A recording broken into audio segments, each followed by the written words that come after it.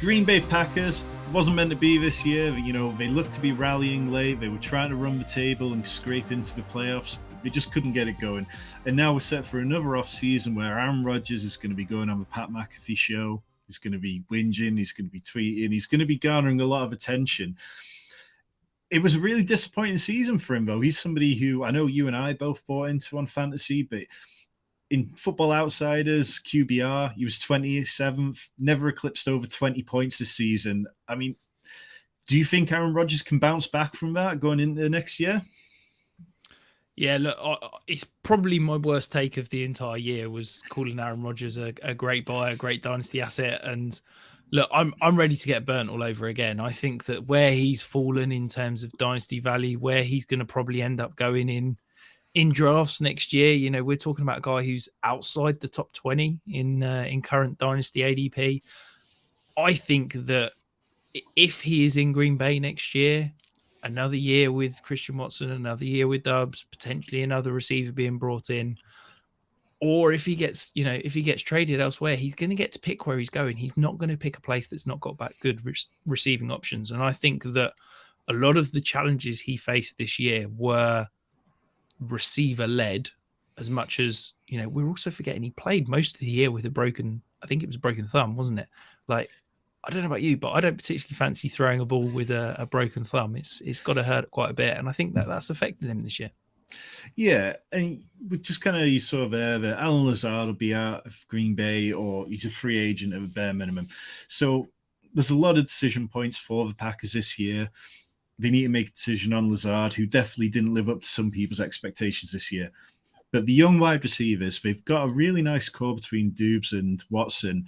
And we saw Christian Watson have one of the most incredible stretches of any wide receiver this season. Yeah, it was absolutely mind-blowing, wasn't it? I think, you know, that was basically secured some teams' places in the playoffs last year. I'm a little bit nervous of him coming into this season. I think that this is a guy that, okay, had a good performance, you know, was wide receiver 39 in points per game as a rookie. That's good.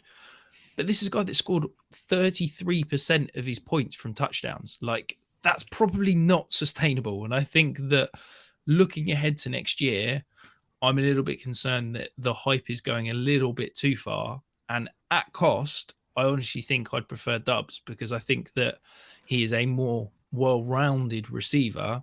And I think that actually early in the season when they were both healthy, he was outperforming Christian Watson. Moving on to the running back position, Aaron Jones, he's somebody who the Packers could move on from if they wanted to. He was a running back 11 this year, finished fourth in Football Outsiders success rate. He had over 18 points in a third of his games this year, but only had 2 rushing touchdowns. Do you think his future depends on Aaron Rodgers' future? And if he does move on, do you think that spells big things for A.J. Dillon in 2023? Yeah, I think you can almost tie Aaron Rodgers and what the Packers do with Aaron Jones to Aaron Rodgers, sorry.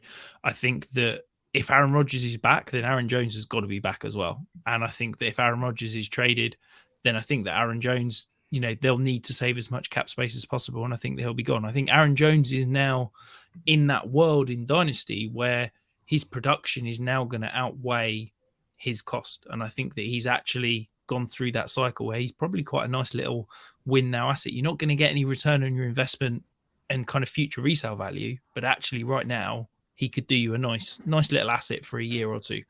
AJ Dillon for me, again, his production is tied to what Aaron Jones does. I think if Aaron Jones is gone and he's going to see a 60-70% opportunity share in this offense, doesn't matter who the quarterback's going to be. I think he's got the talent and he's going to get the volume that he will produce.